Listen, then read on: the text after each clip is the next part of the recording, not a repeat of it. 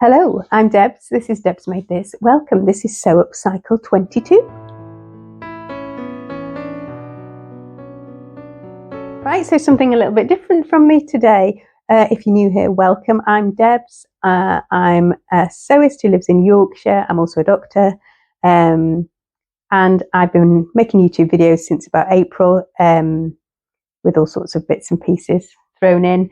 I thought this was an interesting challenge that Becky at Notes from a Sewing Room and Karen at So Little Time are hosting. You can find out all about this on Karen's channel, and I hope that you have checked out the hashtags from the preceding days and that you will stay tuned for what happens. So the rules, I'm sure you've got these already, but in brief, we are using something that we already have in our possession. That's a piece of clothing or a piece of fabric. People are using saris, duvet covers, other items of clothing that are not successful, other people's clothing, all sorts of bits and pieces, and that we're making garments for human beings, no dog makes. Poor Torrin. Not that I'm going to be a dog clothes maker. I don't think so. I don't think that's really my vibe. And the plan is that you can do Sewupcycle22 WIP for your works in progress tag, and then reveal on Instagram on the 31st of October. Just remember to take a picture of your before, and I am going to do this at the end of this video. If I get stuck, I could always steal some stills from in the video, but I'm going to try and remember to do it afterwards because this will be the step that I forget. And so I've got some potential plans to share with you. So number one is a make from, I think maybe 4 or 5 years ago. This, I think, is the Colette Sencha blouse, and it has really simple shape, grown on sleeve. It's got these little release pleats below the bust, and then it has, I've done poppers, but buttons on the back or poppers on the back. And it's in this lovely sea salt fabric, which it feels very autumnal in its colours, which kind of prompted me to think about doing something with it. So the main problem with it is how high it is on the neck for me. I don't like things that come up. If I wear a shirt, I tend to wear it unbuttoned or like a v-neck or a scoop neck. So that's what I need to sort out. So my options are to take it to pieces completely, which seems a bit pointless really, or what I was thinking about doing is putting a v-neck in, and then I could either face it if I can get the facing out of the current facing, or because I'm a clever girl, managed to keep the smallest section, but I reckon this is going to be plenty to get bias tape out and then do like a bias bound neck for this. So I'm hoping that that's going to be an easy do, and then that will get that out of the naughty pile where it's been sat for quite a long time. That's been, well, actually was retrieved from the charity shop box, is this Made by Ray Trillium dress, which has been about for maybe 4 years. It has a couple of issues. One is that it's got shearing at the back, and I don't like how it feels. I'm a bit weird about it. I'm not very happy with the underarm finishing with some of Becky seamstress Laura's really cute bias binding, says made to measure on it. How cute is that? But also it has this this notched neckline. Now this ended up, because I'm quite short bodiced, ended up coming a bit too low, and then it tends to, if you can see that, curls out despite the fact that it's interfaced. So it's always driven me nuts. I have worn it quite a lot, but it just is never A1. So it's such lovely linen that I just thought I would repurpose it.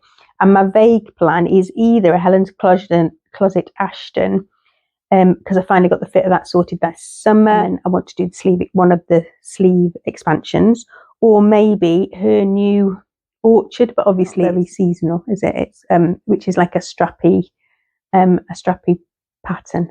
But I might do that. We'll see. I'll see how much fabric I've actually got when I salvage it for parts.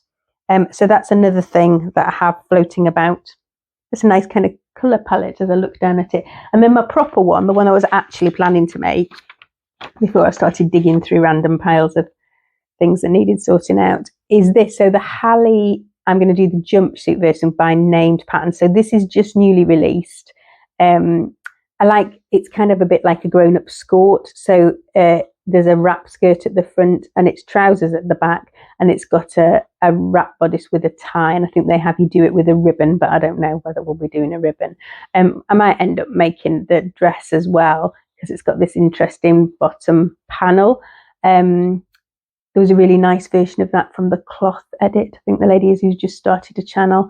And her version was really nice. So I wasn't thinking about making the dress at all, but obviously I think the dress pattern was only £4 more as well. You know what I mean? If you bought them both, I think it was only £4 more. So I thought I may as well. Although the bodice does remind me very much of the Hannah by London Hannah, and I have that and I love that pattern. So, the fabric that I'm going to use is probably as old as me, actually. That's quite exciting, isn't it? So my Auntie Maureen, who lives in Norfolk, used to run a bed and breakfast in the kind of 70s and 80s. And this is one of the original bed and breakfast bed sheets. It has a really nice selvage on it, which has got like a red stitch in it, which kind of slightly makes me inspired to keep that, but we'll see.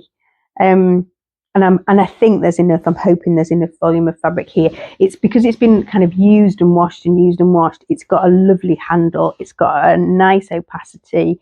It's got some drape, but not too much. So I'm thinking it should work really well for that jumpsuit.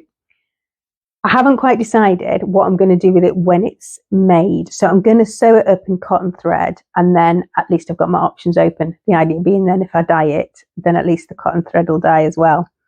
I have been reading, bear with me, I know it's there, but I've been reading I'm going to get the name wrong, but it's something like Grow, Cook, Sew, Dye or something, book, which is all about kind of making use of the things that you're growing to eat and then sewing up garments and dyeing them. So I was kind of inspired to use some rhubarb root to dye this with. This is not something I have ever tried before, and it may be catastrophic.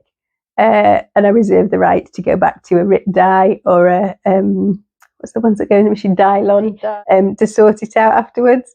But watch this space. You'll have to wait and see, won't you?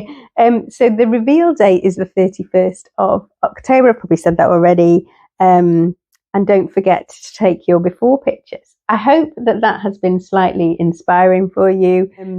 I'm not a big refashioner. The main thing I refashion is kind of tatty old bamboo t-shirts that he's worn out into vest tops to wear, because they're kind of got that lovely cozy softened vibe. But I do have Pattern by Love notions that I picked up over the summer, so I might have a go with that, with a couple of his old t-shirts as well. I see myself a fairly big pile of things to do. And anybody who watched the last video will know that we have an extra addition in our house at the moment. So yeah, sewing time is very limited at the minute, but never mind. Right, okay, I think that's it from me. I hope you're enjoying the challenge. Please find time to watch the other posters, and I hope that your week is restful. You have time to replenish and do some sewing. Bye bye for now.